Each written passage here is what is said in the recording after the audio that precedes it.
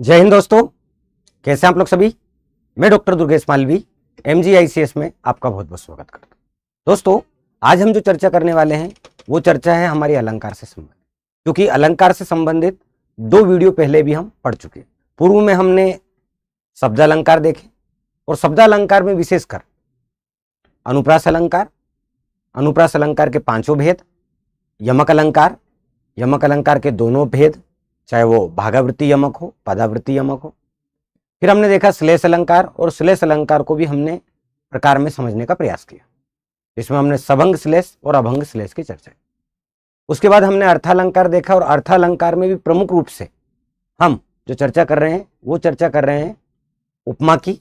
उपमा को हम कंप्लीट कर चुके हैं, उपमा के 3 प्रकार हम देख चुके हैं। उसके बाद आज हम जो चर्चा करेंगे वो चर्चा करेंगे उत्प्रेक्ष अलंकार, उत्प्रेक्ष अलंकार के प्रकार, फिर उपमा उत्प्रेक्ष में क्या भेद होगा, उपमा रूपक में क्या भेद होगा, इसकी चर्चा करेंगे। इसके साथ ही हम वो चर्चा करेंगे जो पूर्व में हम जिन जिन टॉपिक को पढ़ चुके हैं उसमें क्या बेहतर किया जा सके, साथ ही आपको किस प्रकार की असुविधा उन चैप्टरों में, उन विषयों के उप टॉपिक में हो रही है, उसकी चर्चा आज हम करेंगे। तो चलिए, आपका बहुत बहुत स्वागत है। शुरुआत करते हैं हम क्लास की। कल हमने यहीं पे क्लास को विराम दिया था वस्तु उत्प्रेक्ष, और वस्तु उत्प्रेक्ष अलंकार में आपको एक बार पढ़ा चुका था, फिर भी एक बार देख लीजिए। जहां एक वस्तु में दूसरी वस्तु की संभावना या कल्पना की जाती है, एक वस्तु में दूसरी वस्तु का कल्पना कर दी जाए, एक वस्तु में दूसरी वस्तु का आरोपण कर दिया जाए, या कहूं कि संभावना प्रकट की जाए, तो जहां एक वस्तु में दूसरी वस्तु की संभावना या कल्पना की जाती है वहां वस्तु उत्प्रेक्ष अलंकार होता है। आप इसका संधि विच्छेद कर दीजिए, वस्तु प्लस उत्प्रेक्ष, ठीक है, दीर्घ है। यहां पे हमने कुछ उदाहरण देखे कि सोहत ओढ़े पीत पट श्याम सलोने गात, और मानो नीलमणि सेल पर आतप परियो प्रभात। इसमें हमने देखा कि ये जो भगवान श्री कृष्ण है, और भगवान श्री कृष्ण का जो शरीर है वो सांवला शरीर है, और इस सांवले शरीर में नीलमणि पर्वत, नीलमणि पर्वत चूंकि मैंने आपको कहा है कि जो प्रकृति होता है वो आपका उपमान है, नीलमणि पर्वत उपमान है, तथा उनके जो पीले वस्त्र हैं उन पीले वस्त्रों में धूप की संभावना प्रकट की गई, जिसकी चर्चा हम कल कर चुके थे। सांति कहती हुई यो उत्तरा के नेत्र जल से भर गए, हिम के कणों से पूर्ण मानो हो गए पंकज नयन। यहां पे उत्तरा के जो नेत्र हैं वो जल से भर रहे थे, और जल से भरने के कारण उत्तरा के नेत्र उपमेय थे, और उनकी तुलना मानो के कारण हिम के जो कण हैं, हिम के कण जब पंकज पे गिरते हैं, पड़ते हैं, पंकज बोले तो कमल, तो पंकज जो है वो खिल उठता है। उपमान है, उपमेय का आरोप उपमान पर किया गया, और क्या की गई, कल्पना की गई, संभावना को प्रकट किया गया। उस काल मारे क्रोध के तन कांपने उनका लगा, मानो हवा के जोर से सोता हुआ सागर जगा। यहां पे मानो, मनु, जानो, जनू, जनहू, जियो, ये जो है शरीर में कंपन होगा क्रोध के कारण, तो शरीर जो है उसका कंपन करना उपमेय है, और उपमेय में, ठीक है, हवा के जोर से सोता हुआ सागर जगा। हवा और सागर दोनों ही यहां पे उपमान है, और उपमेय का उपमान पर आरोप प्रकट किया गया है, जिसके कारण कल्पना या संभावना को प्रकट किया गया। किसके कारण, मानो के कारण। तो ये जो था ये वस्तु उत्प्रेक्ष अलंकार आपका था। अब देखें हेतु उत्प्रेक्ष अलंकार। हेतु का अर्थ होता है कारण, हेतु यानी क्या, कारण। उत्प्रेक्ष जहां जो कारण नहीं हो फिर भी उसे कारण मान लिया जाए। मूल कारण नहीं है, मूल हेतु नहीं है, फिर भी उस पे क्या, जहां कारण नहीं हो फिर भी उसे हम क्या करें, कारण मान लें। वहां होता है आपका हेतु उत्प्रेक्ष्य अलंकार। और हेतु का मूल अर्थ क्या है? कारण। कारण नहीं हो फिर भी कारण मान लिया जाए, हेतु उत्प्रेक्ष्य अलंकार। अरुण बहे कोमल चरण, अरुण यानी लाल, अरुण बहे कोमल चरण भुवि, भुवि बोले तो भूमि, चलिबे ते मानो।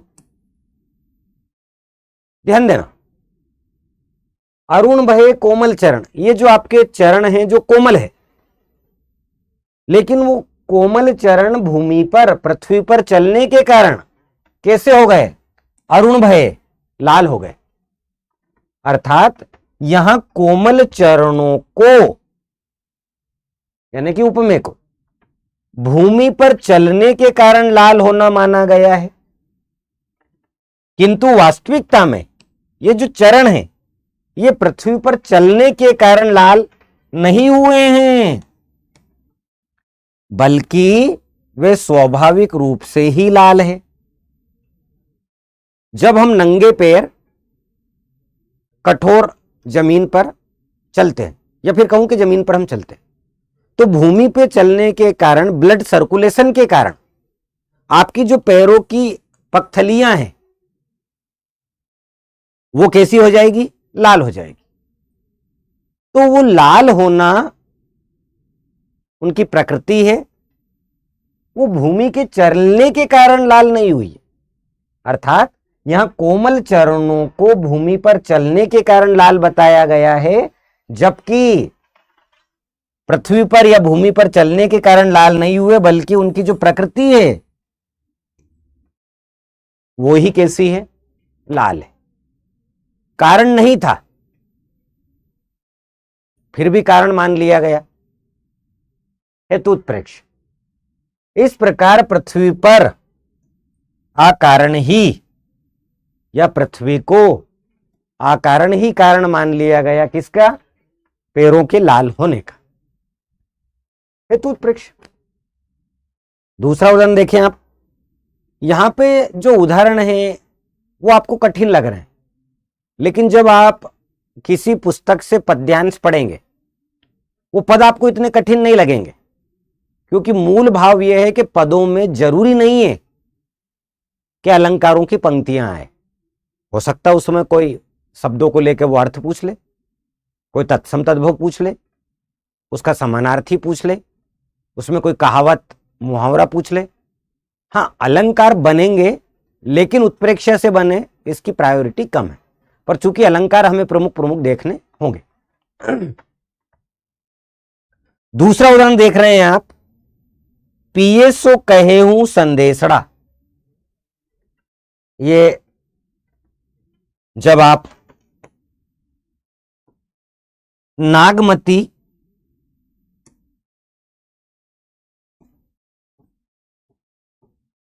वियोग वर्णन से लिया गया है। नागमती वियोग वर्णन। अब नागमती वियोग वर्णन में क्या होता है, जब आप, यह महाकाव्य है पद्मावत, इस पद्मावत में मलिक मोहम्मद जायसी के द्वारा एक विरह वियोग का एक खंड लिखा गया, नागमती वियोग वर्णन। तो नागमती वियोग वर्णन में एक नायिका क्या कह रही है? पिए सो कहे हूं संदेशड़ा, हे भोरा, हे काग, हे भौरे, हे काग, काग बोले तो कौवा, हे कौवा, हे भौरा, पिए सो कहे हूं, मेरे प्रीतम से कहना। क्या कहना? संदेश। क्या संदेश है? सो धनी बिरहे जरी मुही तेहिक धुआं हम लाग, या हम लगा। यानी कि मेरे प्रीतम से, हे भोरा, हे काग, तू जाके कहना कि तेरी जो रूपवती धनवती जो नायिका है, जो रूप से सौंदर्यवान है, लेकिन तेरे वियोग के कारण, विरह जरी, तेरे वियोग के कारण वो इतनी ज्यादा व्याकुल है, परेशान है, कि मुई तेहिक धुआं हम लगा, यानी हम लाग, उसके वियोग के कारण, उसके विरह के कारण जो तपन हो रही है, तो उसका शरीर जल रहा है, और उस शरीर से जो धुआं उड़ रहा है, उस धुएं से भौरा और कौवा यानी कि हम दोनों काले हो गए हैं। उस वियोग के कारण क्या हो गए हैं? वो काले हो गए। ध्यान दें आप, नायिका का जो वियोग वर्णन है, उससे जो वियोग से, विरह से, वेदना से, व्याकुलता से जो धुआं उड़ रहा है, उससे दोनों क्या हो गए? काले हो गए, भौरा और कागा। तो भौरा और कागा के काले होने का कारण नायिका का वियोग नहीं है, बल्कि उनकी प्रकृति ही कैसी है कि वो काले हैं, उनका नेचर ही ऐसा है। अर्थात यहां पे एक वस्तु में दूसरी वस्तु का आरोपण किया गया है, साथ ही जो वस्तु है जिसको हमने वहां पे कारण कहा, कारण नहीं है फिर भी कारण मान लिया जाए, इसलिए यहां पे हेतु उत्प्रेक्षा अलंकार। मोर मुकुट की चंद्रकणी, मोर मुकुट की चंद्रकणी यो राजत नंद नंद, मोर मुकुट की चंद्रकणी यो राजत नंद नंद मुनि मनु, मनु शशि शेखर को अकस, मनु शशि, शशि यानी चंद्रमा, शेखर यानी कि भगवान शंकर, अकस को कि ये शेखर सतचंद। पंक्ति ऐसी आएगी, याद रखना, मोर मुकुट की चंद्रकणी यो राजत नंद नंद मनु शशि शेखर को अकस किए शेखर सतचंद। कारण नहीं है, ध्यान देना। ये भगवान जो श्री कृष्ण है, भगवान शंकर की बराबरी करने के कारण, भगवान शंकर से प्रतिस्पर्धा करने के कारण, जिस प्रकार से भगवान शंकर ने अपने शिखर पर, सिर पर चंद्रमा को धारण कर रखा है, उनकी बराबरी करने के कारण भगवान श्री कृष्ण ने अपने सिर पर, सिर बोले तो शेखर पर, मोर मुकुट की चंद्रकणी यानी कि जो मोर के पंख होते हैं ना, उनकी जब एक एक पंखों को आप देखोगे तो वो बड़ी चमकती है, और उस चमक को कहा गया है चंद्रकणी। तो भगवान श्री कृष्ण ने भगवान शंकर की बराबरी करने के लिए, जिस प्रकार से भगवान शंकर ने अपने सिर पर चंद्रशेखर को यानी कि शशि को, चंद्रमा को धारण कर रखा है, उनकी बराबरी करने के कारण, उनसे अकस करने के कारण भगवान श्री कृष्ण ने अपने सिर पर मोरों का मुकुट धारण कर रखा है। मानो क्यों कर रखा है? शशि शेखर, शशि यानी चंद्रमा, जिस प्रकार से चंद्रमा को धारण कर रखा है किसने? भगवान शंकर ने, कि ये शेखर सतचंद। ऐसे लग रहा है कि भगवान शंकर ने जैसे एक चंद्रमा को धारण किया है, लेकिन भगवान श्री कृष्ण ने उनकी बराबरी करने के कारण शेखर यानी सिर पर चंद्रमा कितने लगा लिए? सत यानी सैकड़ों चंद्रमा को धारण कर रखा है। और सैकड़ों चंद्रमा क्या है? वो जो मोर में जो मोर पंख होते हैं, उसकी जो चंद्रकणी है, वो इस प्रकार से आभामान है या आभामय है। इसके कारण, कारण नहीं है फिर भी कारण मानना, हेतु उत्प्रेक्षा अलंकार। पाई अपूर्व थिरता मृदु वायु ने भी, पाई अपूर्व थिरता मृदु वायु ने भी मानो अचंचल विमोहित हो बनी हो, अचंचल विमोहित बन हुई हो। पाई अपूर्व थिरता मृदु वायु ने भी मानो अचंचल विमोहित हो बनी हो। इसका भाव है कि वायु के स्थिर होने के कारण वायु के स्थिर होने के कारण की क्या की गई है, संभावना प्रकट की गई है, कल्पना की गई। किंतु वायु बेसुध हो गई, परंतु वायु बेसुध हो ही नहीं सकती।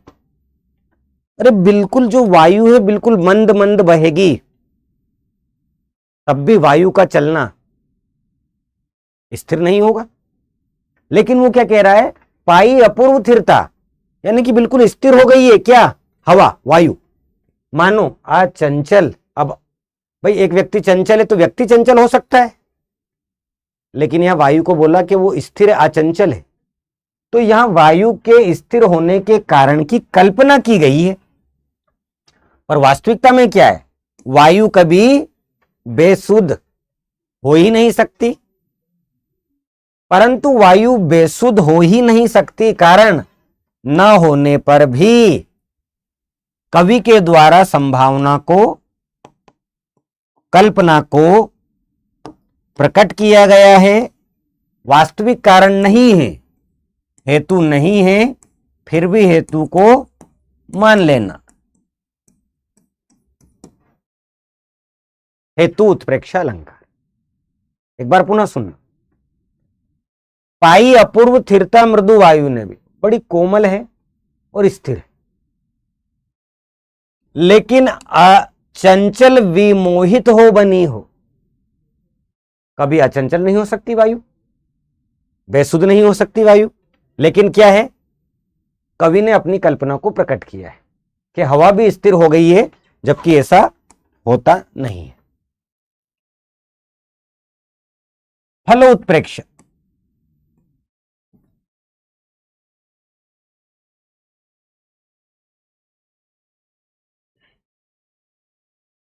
हेतु उत्प्रेक्षा, वस्तु उत्प्रेक्षा और फलोत्प्रेक्षा, ये तीनों ही उत्प्रेक्षा के भेद और बिल्कुल इतने पास के जवाब को, इतने पास की पंक्तियों को लिया है कि हमें ऐसा लग रहा है कि तीनों एक ही है। पर मूल रूप से क्या होता है, थोड़ा थोड़ा यदि हम धैर्य से समझे तो हमें समझ में आएगा, अन्यथा तीनों हमें एक जैसे लगेंगे। जहां पर उद्देश्य नहीं है, उद्देश्य बोले तो फल, जहां पर उद्देश्य नहीं है फिर भी उससे उद्देश्य माना जाता है, फल माना जाता है। जहां पर उद्देश्य नहीं है, फल नहीं है, फिर भी उसे फल माना जाता है, फलोत्प्रेक्ष अलंकार। तरनी तनुजा तट तमाल तरुवर बहुछाय। मान लीजिए एक पंक्ति आ जाती, तरनी तनुजा तट तमाल तरुवर बहुछाय, तो पता चल रहा है कि यहां पे जो अलंकार है, मैंने आपको अनुप्रास अलंकार पढ़ाया था पहले, यदि याद आ रहा हो तो, और अनुप्रास में भी मैंने आपको वृत्तीय अनुप्रास पढ़ाया था। वृत्तीय अनुप्रास की पंक्ति है ये, यदि आप सिर्फ एक पर ध्यान देंगे तो। तरनी तनुजा तट तमाल तरुवर बहुछाय, ता ता ता ता, ता वर्ण की आवृत्ति हो रही है एक से अधिक बार, वृत्तीय अनुप्रास। लेकिन यदि दूसरी पंक्ति भी आ जाती है, झूके कुल सो जल परसन हिल मनुहु सुहाय, यह संभावना को प्रकट कर दिया गया, कल्पना को प्रकट कर दिया गया। कौन सा शब्द के कारण, वाचक शब्द मनुहु। यानी कि यहां पे जब हम इसका स्पष्टीकरण देखते हैं तो यहां वृक्ष स्वाभाविक रूप से यमुना नदी के जल की ओर झुक रहे हैं। भाई कोई नदी के किनारे पर पेड़ है, तो पेड़ की जो शाखाएं हैं, पेड़ की जो डालियां हैं, वो तो उधर ही झुकेगी ना जिधर नदी का किनारा होगा। अब इसका मतलब ये थोड़ी कि वो एक ही तरफ झुकी हुई, यदि इधर डालियां हैं तो वो नदी के उस पार भी, किनारे के बगल साइड भी झुकेगी, नदी के किनारे की साइड भी झुकेगी। तो कह रहा है कि तरनी तनुजा तट तमाल तरुवर बहुछाय, झुके कुलसों जल परसन हिल मनु सुहाय। यहां वृक्ष स्वाभाविक रूप से यमुना नदी के जल की ओर झुक रहे हैं, पर यह बताया गया क्या है कि वो जो डालियां हैं, वो जो शाखाएं हैं, वो यमुना नदी के जल को स्पर्श करने के कारण, कारण बोले तो फल, स्पर्श के फल के लिए झुकी हुई, यानी कि वो यमुना नदी के जल को स्पर्श करना चाहती है, उनका उद्देश्य है। मूल उद्देश्य नहीं है, फिर भी उसे उद्देश्य मान लेना, फल मान लेना, आपका फलोत्प्रेक्ष अलंकार। ऐसे मैंने आपको हेतुत्प्रेक्ष में बताया, कारण नहीं था फिर भी कारण माना। वस्तु उत्प्रेक्ष में हमने देखा एक वस्तु पर दूसरी वस्तु का आरोपण कर देना, संभावना प्रकट कर देना। तो तीनों उदाहरणों में बिल्कुल बिल्कुल पास में उदाहरण मिलेंगे। ठीक है, तो इस प्रकार से ये जो है मूल उद्देश्य नहीं है कि यमुना नदी के वो जल को स्पर्श करने के लिए वृक्ष की शाखाएं, डालियां उधर झुक रहे हैं, बल्कि उनका स्वाभाविक रूप है। तो आरोपण के कारण यहां पे आपका फलोत्प्रेक्ष। एक और उदाहरण देखें, क्या उदाहरण है? बढ़त ताड़ को पेड़ यह मानो चूमन को आकाश।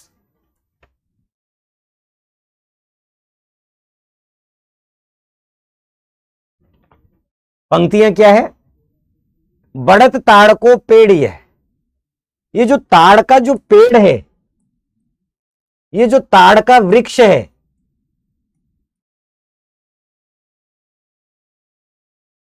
ये क्यों बढ़ रहा है?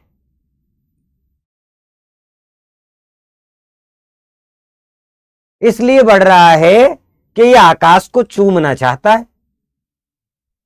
क्योंकि ताड़ के जो पेड़ होते हैं वो पहाड़ियों पर, मेखलाकार जो पहाड़ियां होती है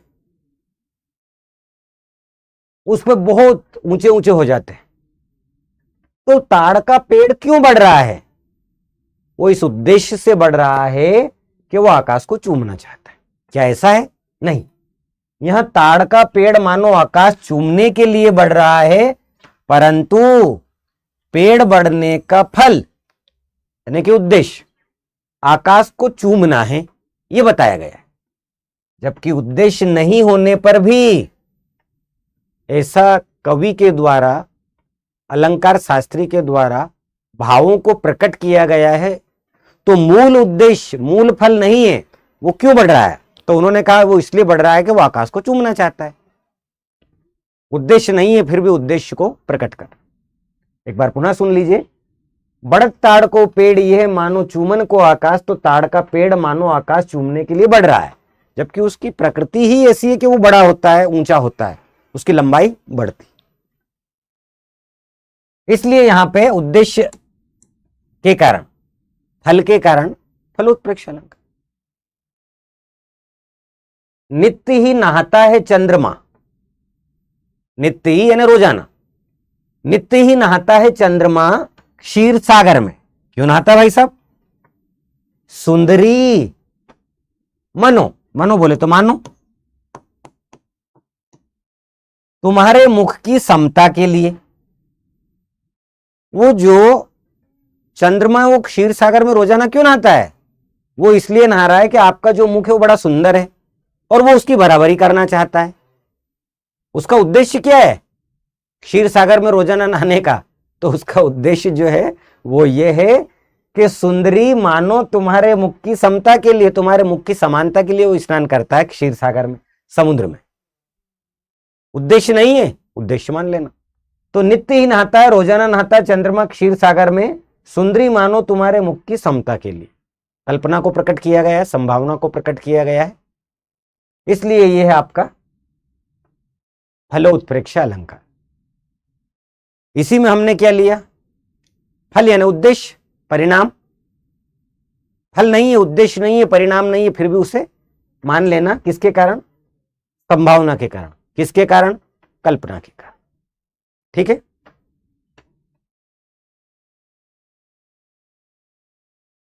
अब देखिए रूपक अलंकार। उपमा, उत्प्रेक्ष और रूपक, तीनों अलंकारों में उपमान और उपमेय आपको दिखेंगे। ये दोनों का अंतर भी मैं आपको बताऊंगा और कैसा प्रश्न बनेगा वो भी हम चर्चा करेंगे। बस ये है कि पद्यांश में हमारा एक प्रश्न आ जाए तो ये हम जो अलंकार पढ़ रहे हैं वो सार्थक हो जाएगा। और वैसे इसका प्रमुख अलंकार हम पढ़ रहे हैं और वो भी काफी डेप्थ में, रूपक अलंकार। हम कहते हैं ना रूप सा, कैसा है ये? आपके रूप सा। रूप सा बोले तो समान। जहां रूप और गुण की अत्यधिक समानता के कारण, जहां रूप और गुण की अत्यधिक समानता के कारण उपमेय में, उपमेय बोले तो विशेष, विशेष बोले तो संज्ञा, उपमेय में उपमान का, उपमान बोले तो विशेषण, उपमान का क्या करें? आरोप कर अभेद, अभेद वाले यानी कोई भेद नहीं, और कोई भेद नहीं रहेगा मतलब क्या? समानता स्थापित की जाए वहां रूपक अलंकार होता है। परिभाषा को एक बार और ध्यान से सुने। जहां रूप और गुण की अत्यधिक समानता के कारण उपमेय में उपमान का आरोप कर अभेद स्थापित किया जाए। क्या? अभेद। अभेद यानी कोई भेद नहीं, और कोई भेद नहीं मतलब समानता स्थापित की जाए, वहां रूपक अलंकार होता है। और रूपक अलंकार में साधारण धर्म और वाचक शब्द नहीं होते। साधारण धर्म और वाचक शब्द नहीं होते। साधारण धर्म और वाचक शब्द किसमें होता था? उपमा अलंकार में होता था। इसमें साधारण धर्म और वाचक शब्द नहीं होते। उपमेय और उपमान के मध्य प्रायः योजक चिन्ह का प्रयोग किया जाता है। किसका प्रयोग किया जाता है? योजक चिन्ह का प्रयोग किया जाता है। उपमेय और उपमान के बीच प्रायः योजक चिन्ह का प्रयोग किया जाता है। और योजक चिन्ह का यदि प्रयोग किया जाएगा तो रूपक अलंकार कहेंगे। जहां पे पहले उपमा में 4 अंग थे, 2 अंग हटा दो, अब बचा क्या? उपमेय और उपमान ही बचा। क्यों? क्योंकि साधारण धर्म और वाचक शब्द होता नहीं है। तो नहीं होता है तो और सरल लगेगा। लेकिन रूपक अलंकार भी 3 प्रकार का होता है। सांग रूपक, संधि विच्छेद करो, सा मतलब साथ में, प्लस अंग, सा प्लस अंग सांग। तो अंग जब साथ में हो, उपमेय और उपमान, उपमेय और उपमान, उपमेय और उपमान एक से अधिक बार हो, मान लीजिए मिनिमम 2 बार है, कम से कम 2 बार है, तब भी सांग रूपक होगा। निरंग रूपक, नी प्लस अंग, अंग नहीं हो लेकिन मूल तो होगा। उपमेय उपमान एक बार तो होगा क्योंकि मूल है। निरंग रूपक, नी प्लस अंग। सांग रूपक में क्या था? 7 में अंग थे, और 7 में अंग का मतलब एक से अधिक बार, एक से अधिक बार आएगा, यानी कम से कम एक बार भी आए तो कितने हो गए? एक मूल, एक प्रमुख, 2 बार हो गए। निरंग रूपक, नी प्लस अंग, एक बार भी ना आए लेकिन मूल एक बार आएगा, ध्यान देना। इसका मतलब आप ऐसे समझ सकते हैं कि सांग रूपक में उपमान और उपमेय कम से कम 2 बार आपको देखने को मिलेगा, और निरंग रूपक में उपमान और उपमेय सिर्फ एक बार ही देखने को मिलेगा। तो सांग रूपक सा प्लस अंग, जहां पर उपमान और उपमेय, उपमान और उपमेय एक से अधिक बार आए, सांग रूपक। जहां उपमान और उपमेय सिर्फ एक ही बार आए, निरंग रूपक। और परंपरित रूपक, परंपरित रूपक का मतलब होता है जो परंपराओं से किंवदंतियां चल रही है, परंपराओं से कोई कथन चल रहे हैं, कोई सूक्ति वाक्य चल रहे हैं, उस पर आधारित ये उदाहरण होंगे। ठीक है, इस प्रकार से सांग रूपक, निरंग रूपक और परंपरित रूपक के एक दो उदाहरण बताते हुए मैं आपको समझाता हूं। सांग रूपक में देखो, जहां पर उपमान का उपमेय में अंगों सहित आरोप होता है,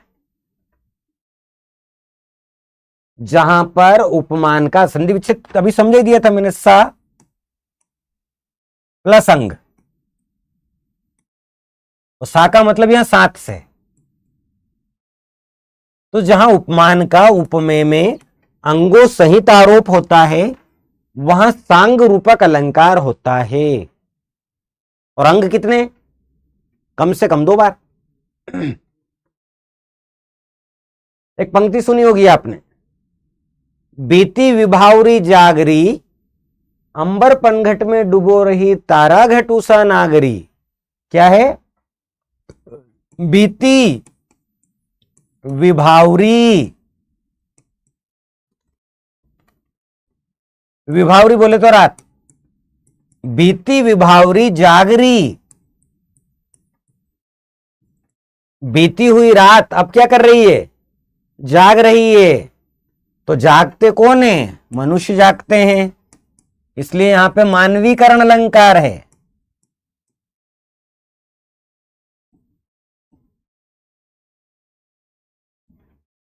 तो बीती विभावरी जागरी, ऊपर की पंक्ति में मानवीकरण अलंकार था, इसलिए हमने सिर्फ दूसरी पंक्ति ली। अंबर पनघट में डूबो रही तारा घट उषा नागरी। अंबर को क्या मान लिया? पनघट, अंबर पनघट। तो अंबर जो है, अंबर पर आरोप किसका लग गया? पनघट का। पनघट जमीन पर होता है। तारा घट, तारा, तारे नक्षत्र, तारे उपमान है। घट यानी घड़ा, घड़ा जमीन पे आपको मिलेगा। उषा नागरी, उषा बोले तो संध्या, नागरी बोले तो नारी। तो अंबर का पनघट पर, तारों का घड़ों पर, और उषा का नारी पर। या फिर कहूं कि पनघट का आरोपण किया गया है आकाश पर, घड़े का आरोपण किया गया है तारों पर, और नारी का आरोपण किया गया उषा संध्या पर। उपमान, उपमेय, उपमान, उपमेय, उपमान, उपमेय। एक से अधिक होने के कारण अंगों सहित, यदि एक अंग होता तो निरंग में चला जाता, इसलिए इसने एक वचन का बहुवचन करा कि अंगों सहित। और अंग कितने? सिर्फ 2 ही है। उपमान, उपमेय। तो अंबर उपमान है, तारा उपमान है, उषा उपमान है। इन तीनों पर आरोप किसका हुआ? पनघट पर, पनघट का, घड़े का, नारी का। इसलिए ये आपका संग रूपक अलंकार। आपको यह ध्यान देना है कि एक से अधिक अंग हो, उपमान, उपमान, उपमान, उपमेय। तो उपमान और उपमेय यदि एक से अधिक है तो संग, सिर्फ एक बार है तो निरंग। देखिए एक बार और बताता हूं आपको। उदाहरण देख रहे हैं हम, उदित उदयगिरी मंच पर रघुवर बाल पतंग, विकसे संत सरोज सब, हर्षे लोचन भृंग। उदित उदयगिरी मंच पर रघुवर बाल पतंग, विकसे संत सरोज सब, हर्षे लोचन भृंग। भगवान रामचंद्र जी जब जनकपुरी में गए तो जनकपुरी में जब उनके विवाह का दृश्य इस पंक्ति के माध्यम से प्रकट हो रहा है कि जब वो मंच पर बैठे हुए हैं तो उस मंच का जो आभामान है, वो जो मंच है वो ऐसा है जैसे कोई उदयगिरी पर्वत हो। तो मंच का आरोप किस पे लग गया? उदयगिरी पर्वत पर। रघुवर बोले तो भगवान राम, और भगवान राम उपमेय है। और भगवान राम का जो आभामंडल है वो प्रभात के सूर्य के समान है, प्रातः काल के सूर्य के समान है।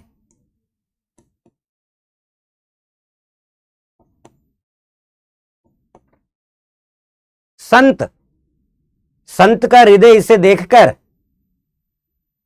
ऐसा प्रफुल्लित हो उठा जैसे कमल खिल उठे हो, और उनके जो नेत्र संतों के वो खुशी के मारे इस प्रकार से प्रसन्नचित हैं, इस प्रकार से खिल गए हैं कि मानो भंवरे उन पर मंडरा रहे हो। तो यहां पर मंच पर आरोप लगाया गया उदयगिरी पर्वत का। रघुवर राम भगवान जो है उनके बाल पतंग, पतंग का अर्थ यहां सूर्य से होता है, प्रभात सूर्य से उसकी कल्पना की गई है। संत का हृदय कमल के समान खिल उठा है, और उनके जो संतों के नेत्र जो है वो ऐसे मंडरा रहे हैं जैसे भंवरे मंडराते हैं। तो उदयगिरी पर्वत उपमान है, आरोप लग गया मंच का। बाल पतंग सूर्य है, राम का, भगवान राम का आरोप लग गया है। सरोज यानी कमल, संतों के हृदय का आरोप लग गया है। और भंवरे पर लोचन का आरोप लग गया। तो यहां पे हमने परिभाषा में भी क्या कहा था, उपमेय और उपमान में समानता प्रकट की जाएगी। उपमेय का उपमान पर इस प्रकार से आरोपण हो कि दोनों ही समान हो जाए, कोई भेद न रहे। तो कोई भेद न रहेगा और एक से अधिक अंग होंगे, तो एक से अधिक अंग के कारण उपमान उपमेय, उपमान उपमेय, उपमान उपमेय, उपमान उपमेय, एक से अधिक अंग होने के कारण संग रूपक अलंकार है।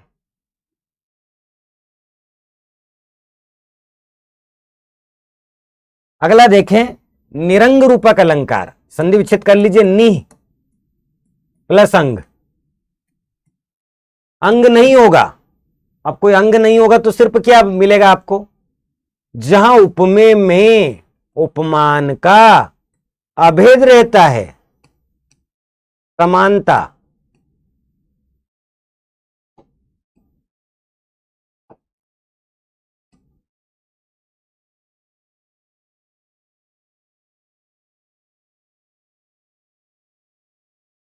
क्या परिभाषा ध्यान देना, जहां उपमेय में उपमान का अभेद रहता, अभेद यानी कोई भेद नहीं, और जब कोई भेद नहीं मतलब समानता।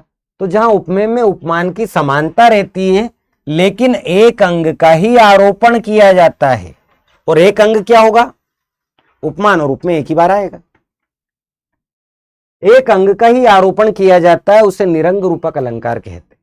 जैसे चरण कमल बंधो हरिराई, चरण कमल बंधो हरिराई, चरण उपमेय हैं और उन पर आरोप लगाया गया है कमल का, उपमान का। हे बंधुओं, ये प्रभु के चरण जो है वो कमल के समान कोमल है। तो यहां चरण को कमल बताया गया है, और कैसे बताया गया है, अभेद है। उपमेय और उपमान, उपमेय चरण है, कमल उपमान है, दोनों में समानता है, चरण कमल। दूसरा उदाहरण देखें,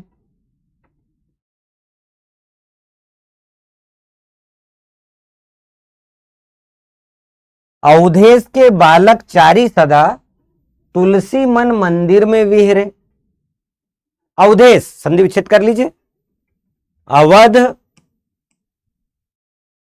प्लस ईश, अवध के ईश्वर, और क्या कह रहा है, अवधेश के बालक चारी सदा। अवधेश, अवध के जो ईश है वो है श्री दशरथ जी, और दशरथ जी के चार पुत्र हैं। अवधेश के बालक चारी सदा, चार पुत्र है, श्री राम, श्री लक्ष्मण, श्री भरत, श्री शत्रुघ्न। राम, लक्ष्मण, भरत और शत्रुघ्न, ये चारों ही क्या करते हैं, तुलसी मन मंदिर में विहरे। ये तुलसी का जो मन है ये मंदिर है, तो तुलसी मन मंदिर में विराजमान है। तो तुलसी का जो मन है वो उपमेय है, और जिस प्रकार से भगवान मंदिर में विराजमान होते हैं वैसे उनके मन में विराजमान है। तो अवधेश के बालक चारी सदा, तुलसी मन मंदिर में विहरे, तुलसी के मन को मंदिर की संज्ञा दी गई है, और भगवान जैसे मंदिर में विराजमान है वैसे तुलसी के मन में है। तो तुलसी का मन उपमेय है, उसमें आरोपण लगा दिया गया है, इसलिए उपमेय में उपमान का आरोप है, और आरोप के कारण एक ही बार आरोपण हुआ, निरंग रूपक। चरण कमल मृदु मंजु तिहारे, मारग अगम भूमि, भमी है ना भूमि, भूमिधर भारे। चरण कमल मृदु मंजु तिहारे, मारग अगम भूमि धर भारे। यह चरण पर, उपमेय पर पुनः कोमल कमल उपमान का आरोपण किया गया है। चरण कमल मृदु मंजु तिहारे, कमल का उपमान का फिर चरण पर आरोप किया गया है, दोनों में समानता। श्री गुरुपद नख, श्री गुरुपद नख मणिगत ज्योति सुमिरत दिव्य दृष्टि यही होती। ये भगवान जो है ये श्री गुरु है, ये गुरु जी है, ये गुरु जी के जो पद है, पद बोले तो पैर, नख मणिगत ज्योति, उसको मणि के समान माना गया है। तो श्री गुरुपद नख मणिगत ज्योति सुमिरत दिव्य दृष्टि यही होती, और इसके सुमरण करने से दिव्य दृष्टि उत्पन्न होती है, पैदा होती। तो गुरु के पद को, उनके पद के नख को, नख यानी नाखून को, मणिगत ज्योति, मणि में जो होती है उज्ज्वलता धवलता, उससे उसकी संभावना प्रकट की गई है, समानता प्रकट की गई है, इसलिए यहां पे निरंग रूपक अलंकार है।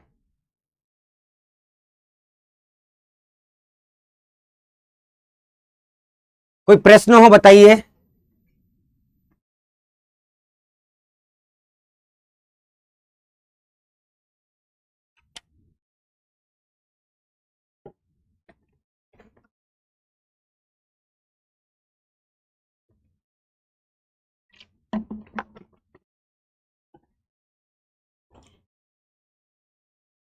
ध्यान देना,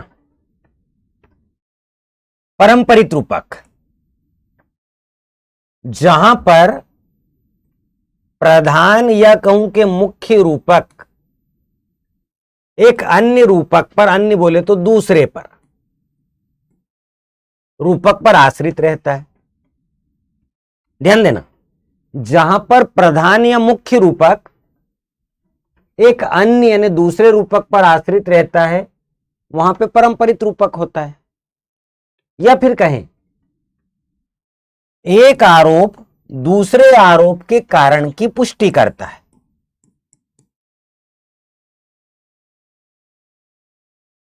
इसका मूलाधार क्रमागत श्रृंखला, एक के बाद एक। इससे अच्छा तो ऊपर की ध्यान रख लो कि जहां मुख्य रूपक एक अन्य यानी दूसरे रूपक पर आश्रित होता है, उसे परंपरित रूपक कहते हैं। जय जय जय गिरिराज किशोरी, जय महेश मुख चंद्र चकोरी। ध्यान देना, क्या कह रहा है? जय जय जय गिरिराज किशोरी, हे गिरिराज की पुत्री। अब गिरिराज की पुत्री कौन है? माता पार्वती। तो हे गिरिराज की पुत्री, तुम्हारी जय हो, तुम्हारी जय हो, तुम्हारी जय हो।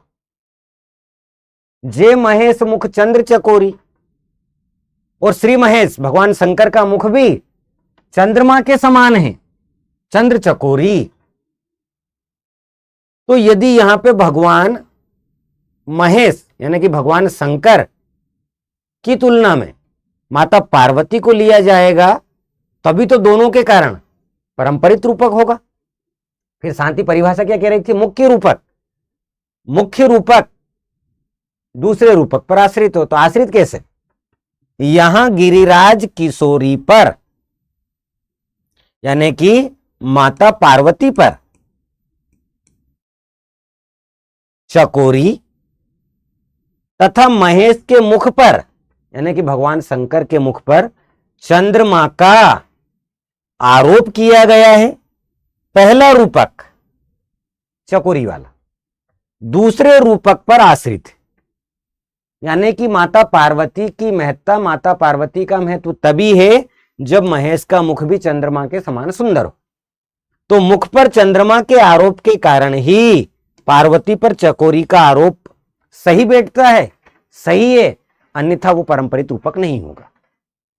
यानी कि जय जय जय गिरिराज किशोरी, जय मयंक, या फिर कहें कि महेश मुख चंद्र चकोरी, इसमें माता पार्वती की महत्ता, उनके मुख को चकोरी की महत्ता या उनके मुख को चकोरी कहना तभी सार्थक होगा जब भगवान शंकर का मुख चंद्रमा के समान सुंदर हो।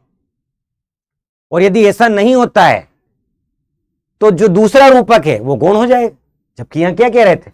पहला रूपक दूसरे पर आश्रित है। पहला रूपक कौन?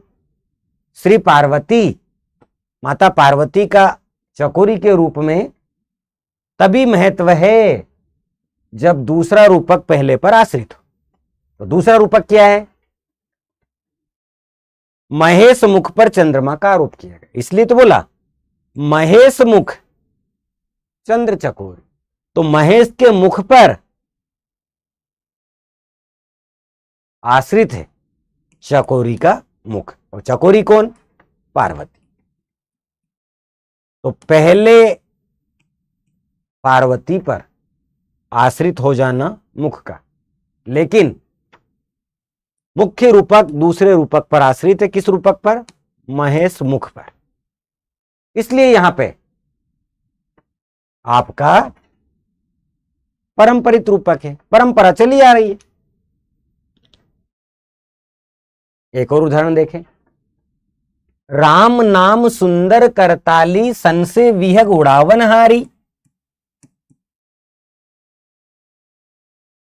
राम नाम सुंदर करताली, ये राम नाम की जो ताली बजाओगे ना, ये कर यानी हाथ, हाथों से ताली बजाओगे, सन से विहग उड़ावन हारी। लेकिन संदेह के कारण, संशय के कारण विहग यानी पक्षी उड़ जाएंगे।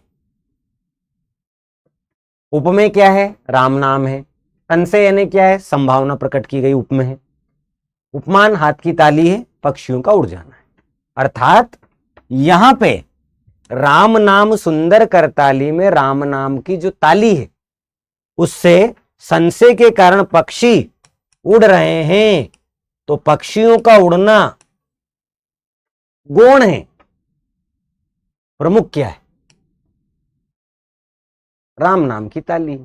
तो राम नाम की ताली प्रथम रूपक पर दूसरा रूपक आश्रित है, इसलिए परंपरित रूपक है। महिमा मृगी कौन सुकृति की? महिमा मृगी कौन सुकृति की, खल वच विसिख न बांची।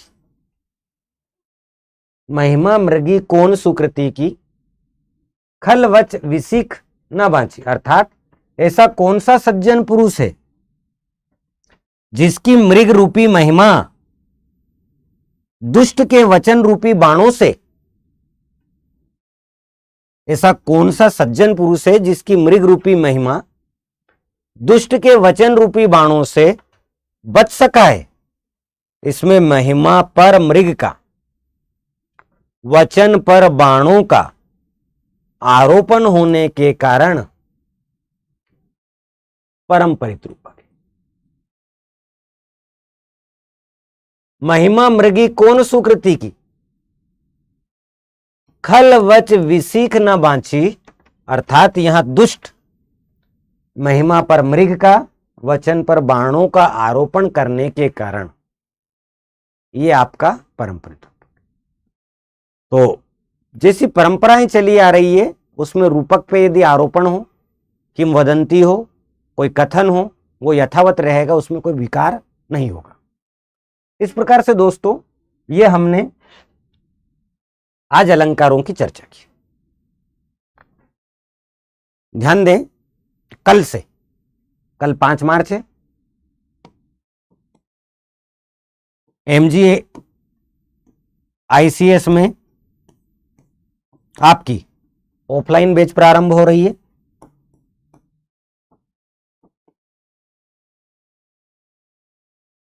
अधिक जानकारी के लिए आप MGICS पे संपर्क कर सकते हैं। अभी तक हम मध्य प्रदेश सब इंस्पेक्टर के पाठ्यक्रम में जो गद्यांश है, जो पद्यांश है, उनके लगभग 6 सैद्धांतिक रूप से चैप्टर हम पढ़ चुके हैं। निरंतर हमने 3 दिन गद्यांश की क्लास चलाई। कल हम जो पढ़ने वाले हैं वो पद्यांश पढ़ने वाले हैं। तो कल से पुनः पदों में लगभग हम 15 से 20 पद्यांश पढ़ेंगे, जिससे आपको ये पता चलेगा कि विगत वर्षों में कैसे पद्यांश पूछे गए, कैसे उनमें प्रश्न बन सकते। यदि रस से, छंद से, अलंकार से प्रश्न बनेंगे तो मुझे उम्मीद है कि आप यहां से कर देंगे। तो जिस विद्यार्थी ने भी रस, छंद, अलंकार की वीडियो नहीं देखी है लेक्चर नहीं सुना है वो पहले सुन ले। कल हम जो शुरुआत करेंगे वो करेंगे पद्यांश की। तब तक के लिए अपना ख्याल रखिएगा। कल मुलाकात करते हैं इसी समय पर। जय हिंद, जय भारत, धन्यवाद।